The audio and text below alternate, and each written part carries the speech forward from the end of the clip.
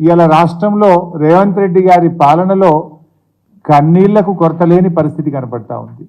Machine Bhagiratha ఇంటింటికి నీళ్లు ఇచ్చే పథకం కేసీఆర్ గారు తీసుకొస్తే రేవంత్ రెడ్డి గారి రాజ్యంలో మళ్ళీ ఖాళీ బిందెల ప్రదర్శన కనబడతా ఉంది. స్వయంగా ఆయన నియోజకవర్గం కొడంగల్లోనే కనబడ్డది.